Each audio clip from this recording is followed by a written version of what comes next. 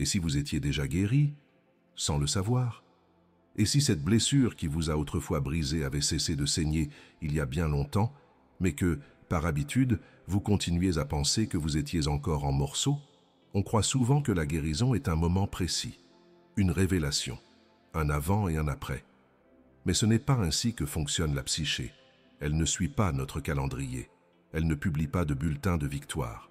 Elle travaille dans le silence patiemment, pendant que vous vivez, tombez, vous relevez, aimez et vous perdez.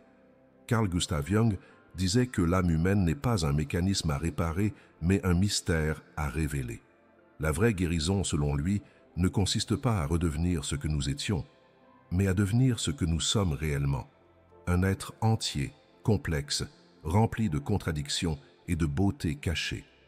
Ce processus a un nom, l'individuation. Ce n'est pas une destination ni un objectif à atteindre. C'est une alchimie intérieure qui se produit à mesure que nous acceptons ce que nous sommes, y compris les parts que nous avons tenté de fuir. Ce n'est pas spectaculaire, ce n'est pas toujours agréable, mais c'est profondément transformateur. Et parfois, sans que nous en soyons pleinement conscients, cela commence à fonctionner. Vous commencez à réagir différemment, à ressentir plus de calme face à ce qui, autrefois, vous bouleversait, à chercher moins l'approbation extérieure, à goûter à des instants de solitude qui ne riment plus avec abandon, à ne plus vouloir sauver les autres à tout prix, à poser des limites sans vous en excuser, à pleurer sans honte, à sourire sans raison. Mais comme ces changements ne font pas de bruit, vous ne les voyez pas venir. Vous pensez simplement « je suis fatigué, plus détaché, peut-être que je me suis endurci ». Alors qu'en réalité, quelque chose s'est guéri.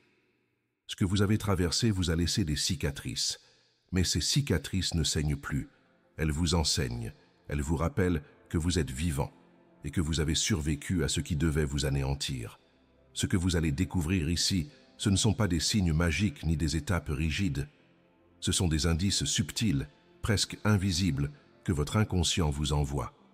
7 signes que, peut-être, vous êtes déjà beaucoup plus guéri que vous ne le croyez. On voudrait que ce soit clair, prévisible. Une ligne droite entre la douleur et la délivrance. Un plan structuré, comme une ordonnance. 3 mois de thérapie, un peu de méditation, quelques lectures, et nous serons guéris. Mais ce fantasme est une illusion. La guérison n'est pas linéaire.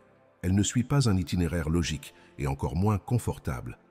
La psychologie moderne, influencée par la pensée rationnelle et cartésienne, aime parfois réduire l'âme à une mécanique, un rouage défectueux qu'il suffirait de réparer. Mais Jung nous a rappelé que l'âme est un organisme vivant, un écosystème intérieur, et comme toute nature vivante, elle ne pousse pas en ligne droite. Elle traverse des cycles, des saisons, des tempêtes. Elle se replie pour mieux renaître. Elle semble parfois morte, juste avant de fleurir à nouveau. Pensez à un arbre. Ce que vous voyez, c'est le tronc, les branches, les feuilles. Mais la véritable transformation se passe sous terre, dans les racines, invisibles, profondes. L'arbre ne se demande pas s'il progresse. Il pousse silencieusement. De la même manière, il se peut que vous ayez avancé sans le remarquer, que votre psyché ait réorganisé des morceaux de vous-même, que ce que vous pensiez être une rechute n'était qu'un détour nécessaire, une pause, une intégration. Il y a des jours où vous avez l'impression de régresser, de revenir en arrière. Mais souvent, ce sont ces jours-là qui précèdent un véritable saut intérieur. Car la guérison en profondeur ne se mesure pas à ce que vous ressentez dans l'instant. Elle se mesure aux racines que vous avez développées dans l'obscurité. Nous vivons dans une époque qui valorise la vitesse, les résultats visibles, le progrès mesurable. Mais l'âme humaine ne répond pas à ces exigences. Elle guérit dans l'ombre, à son propre rythme, en silence. C'est pourquoi vous ne pouvez pas toujours savoir que vous êtes en train de guérir. Vous ne le comprendrez peut-être que plus tard, en regardant en arrière, quand vous réaliserez que certaines douleurs ont cessé de hurler, que certains liens ne vous enchaînent plus, que votre regard sur la vie a changé sans que vous sachiez exactement quand. Ce n'est pas un miracle, c'est un processus naturel. Et c'est souvent quand vous pensez avoir échoué que vous êtes justement en train de vous transformer. Dans notre langage quotidien, guérir semble vouloir dire ne plus souffrir, être apaisé, redevenir normale. Être enfin une bonne personne, calme, stable, adaptée. Mais pour Jung, la guérison n'a rien à voir avec la conformité ni avec la perfection. Elle ne consiste pas à lisser nos défauts, à gommer nos contradictions ou à nous rapprocher d'un idéal moral. Guérir, c'est devenir entier. Et devenir entier, c'est intégrer tout ce que nous sommes, même ce que nous aurions préféré ne jamais voir. Dans une société obsédée par l'image, beaucoup confondent « aller bien » avec avoir l'air d'aller bien. On s'efforce d'être positif, poli, performant. Mais à l'intérieur, on continue à nier des émotions profondes, la colère, la jalousie, la peur, le ressentiment, le vide. Et c'est là que se forme ce que Jung appelle l'ombre, cette part inconsciente de nous-mêmes qui contient tout ce que nous avons rejeté, refoulé, exilé. Jung écrivait « Je préfère être entier que d'être bon ». Cette phrase dérange, parce qu'elle nous oblige à revoir ce que nous appelons le bien. Elle nous rappelle que la bonté qui nie l'authenticité devient une prison, et que vouloir être seulement lumineux, c'est déjà créer de l'obscurité en soi. La vraie guérison commence lorsque nous cessons de lutter contre nous-mêmes, lorsqu'au lieu de vouloir corriger ce qui ne va pas, nous écoutons ce que cela tente de dire, lorsqu'au lieu de fuir nos zones d'ombre, nous les approchons avec humilité. Être en chemin vers la guérison, ce n'est pas être parfait, c'est oser se connaître profondément. C'est accueillir sa part de chaos, de peur, d'imperfection, et y reconnaître une forme d'humanité universelle. C'est comprendre que même ce qui est négatif en nous a une origine, un sens, un rôle, et que chaque émotion refoulée devient un symptôme, jusqu'au jour où elle est entendue. Le processus d'individuation, chez Jung, n'est pas une réparation, c'est un accouchement. L'émergence progressive du soi, cette totalité psychique qui englobe conscience et inconscient. Et ce processus est organique.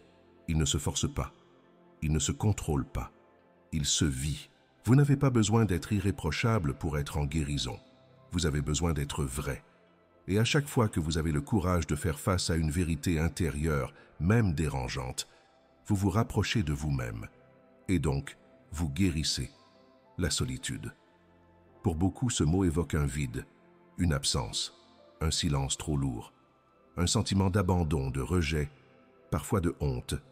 Pendant longtemps, vous avez peut-être cherché à fuir cette sensation, remplir chaque minute, vous entourer, vous distraire, parler même quand vous n'en aviez pas envie, rester dans des relations qui ne nourrissaient plus, simplement pour ne pas être seul. Mais un jour, sans crier gare, quelque chose change. Vous commencez à ne plus avoir peur du silence. Mieux encore, vous commencez à l'apprécier.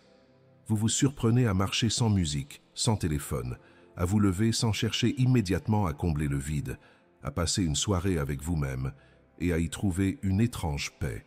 Ce n'est pas de l'isolement, ce n'est pas de l'indifférence, ce n'est pas de la fermeture au monde, c'est autre chose. C'est une rencontre avec ce que Jung appelait le vrai moi, celui qui vit au-delà des masques sociaux, au-delà du regard des autres, au-delà des rôles que l'on joue depuis l'enfance. Pendant longtemps, l'absence d'autrui créait un vertige, parce qu'en face de soi, on ne savait pas quoi faire, parce que sans témoin, on doutait d'exister, parce que seul, on entendait trop fort le bruit du passé, les critiques intérieures, les blessures d'abandon. Mais quand la psyché commence à se réorganiser, à se réunifier, la solitude cesse d'être une agression. Elle devient un espace sacré, une clairière, un refuge. Vous commencez à vous sentir accompagné, même quand vous êtes seul, car vous n'êtes plus en guerre contre vous-même. Vous cessez de chercher un autre pour combler vos manques. Vous ne devenez pas autosuffisant ou froid. Vous devenez présent à vous-même. Et c'est là un signe puissant de guérison. Vous êtes devenu votre propre compagnon. Cela ne signifie pas que vous n'avez plus besoin des autres, mais vous ne les cherchez plus pour fuir quelque chose. Vous pouvez aimer librement, sans dépendance, être avec, sans vous perdre. Jung disait que l'individuation commence lorsque l'on se retire du tumulte, non pas pour se couper du monde, mais pour entendre la voix intérieure. Ce silence que vous redoutiez devient alors un guide. Vous y entendez vos besoins réels, vos désirs enfouis, vos blessures en train de cicatriser, vos élans de vérité. Et un jour, vous réalisez que vous ne vous sentez plus seul dans la solitude, parce qu'en vous, quelque chose s'est reconnecté. Un fil, une mémoire, une paix oubliée. C'est l'un des premiers signes que la guérison est à l'œuvre. Vous n'avez plus besoin de fuir votre propre compagnie. Et cela, c'est une victoire silencieuse, mais profonde. Il y a des souvenirs qui collent à la peau, des blessures anciennes qui semblent revenir à chaque pas, des mots, des regards, des absences, qui, même des années plus tard, continuent à faire mal comme si c'était hier. Vous avez peut-être porté ça longtemps, en silence, sans comprendre pourquoi certaines situations vous faisaient réagir de façon excessive, pourquoi certaines personnes éveillaient en vous des tempêtes disproportionnées. Ce n'était pas vous, c'était plus vieux que vous. Jung appelait cela les complexes autonomes, des noyaux de mémoire émotionnelle souvent inconscients qui agissent en nous comme des entités séparées. Ils peuvent se déclencher sans prévenir, nous faire dire ce qu'on ne voulait pas dire, fuir ce qu'on désirait, saboter ce qu'on construisait. Mais un jour, quelque chose s'apaise.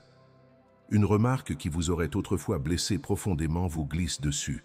Un lieu, une voix, une chanson ne vous fait plus chavirer. L'image de cette personne qui vous hantait ne provoque plus ni colère ni tristesse, juste un souvenir. Vous ne vous êtes pas forcé à oublier. Vous ne vous êtes pas battu contre le passé. Ce qui s'est passé s'est intégré. Et c'est ça la guérison, l'intégration. Ce que vous refusiez de ressentir s'est finalement exprimé. Ce que vous ne compreniez pas s'est éclairé. Et ce qui vous dominait est devenu un chapitre, non plus une prison. Vous ne réagissez plus. Vous observez, vous reconnaissez les vieux schémas, mais vous n'êtes plus à l'intérieur. Vous les voyez de l'extérieur, comme si votre conscience avait grandi autour de la blessure, jusqu'à l'envelopper complètement. Cela ne veut pas dire que vous avez tout réglé, mais vous êtes devenu plus vaste que votre douleur. Vous avez cessé d'en être l'otage. C'est comme si les fantômes avaient été exorcisés, ou plutôt pacifiés. Vous leur avez donné un nom, une histoire, une place. Et parce qu'ils ont été vus, entendus, reconnus, ils n'ont plus besoin de hurler. Jung disait que ce qui ne remonte pas à la conscience revient sous forme de destin. Mais lorsque nous laissons remonter à la lumière ce qui était caché, le destin se transforme. Il ne nous dirige plus, il nous enseigne. Si aujourd'hui vous remarquez que certaines choses du passé ne vous dominent plus, que vous ne réagissez plus par réflexe, que vous pouvez choisir votre réponse au lieu de la subir, alors vous avez accompli un pas immense. Ce n'est pas l'oubli, ce n'est pas l'indifférence, c'est la transcendance. Et c'est un signe clair, vous avez déjà guéri une partie de ce qui vous tenait captif. Nous avons été élevés pour choisir, noir ou blanc, le fort ou le fragile, l'amour ou la colère, la raison ou l'instinct. Dans un monde qui simplifie tout, contenir les paradoxes semble une erreur, une faiblesse. On nous apprend à prendre position, à être clair, à savoir ce que l'on veut. Mais l'âme humaine n'est pas binaire. Elle est complexe, mouvante, vivante. Et l'un des signes les plus subtils et les plus profonds de la guérison, c'est quand vous commencez à supporter vos contradictions sans vous juger, quand vous comprenez que vous pouvez aimer une personne et lui en vouloir, être courageux et avoir peur. Vous sentir fort et fragile dans le même souffle, être lucide et perdu dans une même journée. Ce n'est pas de l'instabilité, c'est la vérité psychique, ce que Jung appelait la fonction transcendante, cette capacité qu'a la psyché de maintenir en elle des opposés sans les supprimer jusqu'à ce qu'un troisième sens émerge. Le mental rationnel cherche toujours à résoudre. Il veut savoir qui a raison, quelle émotion est la bonne, quelle part de soi il faut suivre. Mais le soi, cette totalité intérieure, cherche l'union, pas la victoire d'un pôle sur l'autre. Guérir, c'est cesser de vouloir trancher tout ce qui semble contradictoire. C'est apprendre à dire « oui, je suis cela et aussi cela ».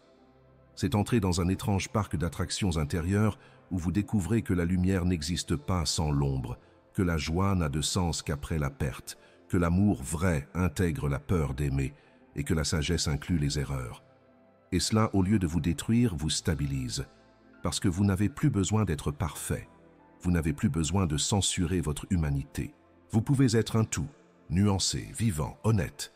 Carl Rogers, un autre grand psychologue humaniste, disait « Le curieux paradoxe, c'est que lorsque je m'accepte tel que je suis, je peux changer. » Accepter vos paradoxes n'est pas une résignation, c'est un acte de puissance. Cela signifie que vous êtes assez vaste, assez ancré, assez mature pour contenir ce qui, autrefois, vous faisait fuir. Et c'est dans cette capacité à ne plus chercher la cohérence à tout prix, mais à écouter ce qui est vrai dans l'instant, que la guérison opère. Vous n'êtes plus dans une lutte intérieure, vous êtes dans une danse, parfois chaotique, parfois douce, mais toujours vivante. Et si aujourd'hui vous sentez que vous pouvez habiter vos contradictions sans honte, sans vous éparpiller, alors vous avez franchi un cap précieux. Vous êtes en train de devenir entier. Et c'est tout ce que Jung appelait guérir. Vous souvenez-vous du jour où vous avez compris que ce que les autres voyaient en vous ne vous définissait pas? Ce moment discret où une critique ne vous a plus traversé comme une lame, où un regard plein de jugement a glissé sur vous, sans vous blesser. C'était peut-être imperceptible, mais c'était un signe que vous devenez immunisé contre les projections. Jung a profondément exploré ce phénomène. Nous projetons constamment sur les autres ce que nous refusons de voir en nous-mêmes. Nos désirs, nos blessures, nos peurs, mais aussi notre lumière, notre puissance, notre sagesse. Et les autres font de même. Quand vous êtes pris dans ce jeu de miroir inconscient, chaque relation devient un champ de bataille. On se défend, on accuse, on se déforme. On vit dans l'attente d'être validé, aimé, reconnu, ou dans la peur d'être rejeté, mal compris, trahi. Mais un jour, la conscience s'élargit. Vous commencez à reconnaître ce qui appartient à l'autre et ce qui vous appartient vraiment. Quelqu'un vous accuse d'être froid. Vous ne réagissez plus immédiatement. Vous vous demandez, est-ce vrai? Ou est-ce son histoire qu'il projette sur moi? Quelqu'un vous idéalise? Vous n'en faites plus une preuve de votre valeur. Vous voyez dans cette admiration quelque chose qui parle, d'elle ou de lui. Et surtout, vous cessez de vous suradapter pour éviter d'être mal vu. Vous ne cherchez plus à plaire à tout prix, parce que votre centre ne dépend plus des évaluations extérieures. Cela ne vous rend pas insensible, au contraire, cela vous rend libre et capable de compassion. Car en reconnaissant les projections, vous voyez aussi la souffrance de l'autre. Vous ne prenez plus ces paroles comme des vérités, mais comme des révélateurs de ses propres luttes intérieures. Et cela vous permet de poser des limites, sans haine. Jung disait que le travail d'individuation passe par la reconnaissance des projections et leur retrait. Car tant qu'on projette, on vit dans une illusion. On ne voit ni soi ni l'autre. On voit seulement un écran. Si vous avez commencé à ressentir cette liberté, à pouvoir être vous-même sans vous sentir constamment menacé ou mal compris, c'est que votre self s'est renforcé, et c'est un signe silencieux, mais profond. Vous êtes en train de sortir du théâtre des projections. Vous commencez à voir vraiment. Il y a des transformations qui ne commencent pas dans la lumière, mais dans l'obscurité de nos nuits. Les rêves, ces paysages intérieurs que nous visitons sans les comprendre. Ces scènes absurdes, bouleversantes, parfois magiques, parfois terrifiantes, qui semblent n'avoir aucun sens, et pourtant qui contiennent des messages que l'âme tente de nous transmettre. Jung voyait les rêves non comme de simples productions du cerveau, mais comme des communications directes de l'inconscient, des lettres codées envoyées à la conscience.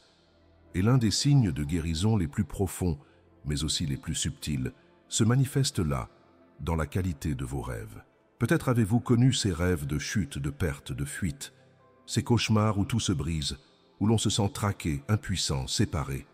Ils reflètent un état de fragmentation intérieure, une psyché encore blessée, en lutte, en exil d'elle-même. Mais un jour, sans savoir pourquoi, le ton change. Les images deviennent moins violentes, plus symboliques. Au lieu de vous échapper, vous observez. Vous dialoguez avec des figures étranges. Vous entrez dans des maisons inconnues. Vous traversez des ponts. Vous plongez dans l'eau. Vous suivez des guides silencieux. Et ce changement, même s'il vous semble abstrait, est un signe. C'est la preuve que l'inconscient ne cherche plus à crier pour se faire entendre. Il commence à coopérer, à tisser des liens, à montrer le chemin. Jung appelait cela le processus d'individuation en rêve, quand la psyché, au lieu d'être un champ de conflit, devient un espace de reconnexion. Les maisons représentent souvent le soi. l'eau, la profondeur émotionnelle, les ponts, les transitions. Les figures inconnues sont souvent des parties de nous que nous commençons à intégrer. Et même les rêves étranges, les rêves apparemment absurdes, prennent un sens nouveau. Ils montrent que l'ordre revient, que le chaos intérieur s'organise. Il ne s'agit pas de tout comprendre, il s'agit de ressentir, de prêter attention. Car le rêve, par nature, parle un langage que la logique ignore, mais que l'âme reconnaît. Si vous remarquez que vos rêves sont devenus plus symboliques, moins oppressants, plus vivants, c'est peut-être votre psyché qui vous dit « Tu vas mieux, tu es prêt à écouter ». Et cela, dans le langage secret de la nuit, est un signe clair de guérison. Pendant longtemps, vous avez peut-être essayé de corriger ce que vous considériez comme mauvais en vous. Trop de colère, trop de peur, trop d'envie, trop d'égoïsme, trop de désir. On vous a appris à cacher, à contrôler, à réprimer, être gentil, sage, raisonnable. Et ainsi, sans le savoir, vous avez nourri un conflit intérieur, une guerre contre vous-même. Ce que vous n'acceptiez pas, vous l'avez jeté dans l'ombre. Jung appelait cela l'ombre psychique, toutes ces parties de nous que nous refusons de voir, parce qu'elles ne correspondent pas à l'image que nous voulons renvoyer au monde ou à nous-mêmes. Mais voici ce que Jung a découvert. Ce que nous rejetons nous poursuit. Ce que nous acceptons nous transforme. L'un des signes les plus profonds de guérison, c'est lorsque vous cessez cette guerre intérieure, lorsque vous commencez à approcher votre ombre, non plus comme un ennemi, mais comme une alliée. Cela ne veut pas dire justifier tous vos excès ou agir sans conscience. Cela signifie reconnaître que ce qui vous dérange en vous contient aussi de l'énergie vitale. La colère peut devenir force de positionnement. Le désir peut redevenir élan créatif. L'égoïsme peut se transformer en amour-propre sain. Même vos parts manipulatrices, jalouses ou exigeantes ont une histoire, souvent une peur ancienne, une blessure non écoutée. Quand vous commencez à intégrer ces parties en vous, vous devenez plus entier, plus vivant, plus vrai. Et surtout, vous ne projetez plus autant sur les autres. Vous ne cherchez plus à faire semblant. Vous n'avez plus peur d'être imparfait.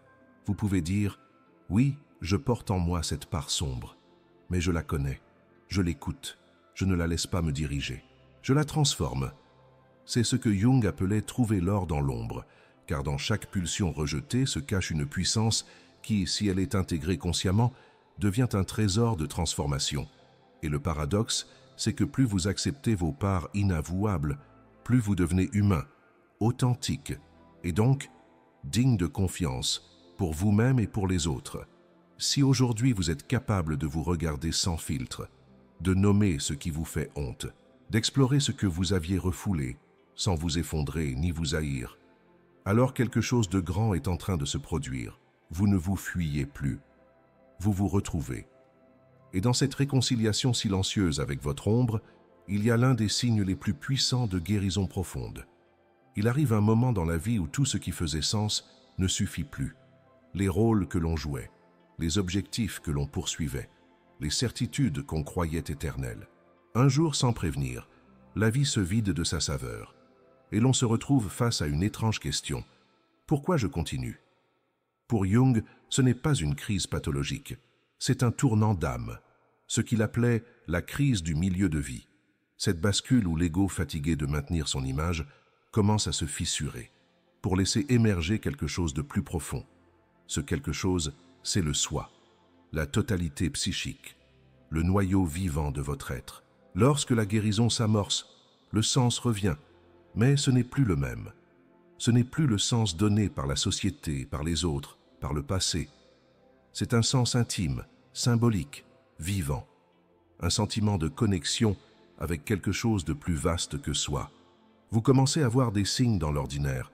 Une synchronicité vous touche, une rencontre vous ébranle, un livre vous parle au cœur. Ce n'est pas magique.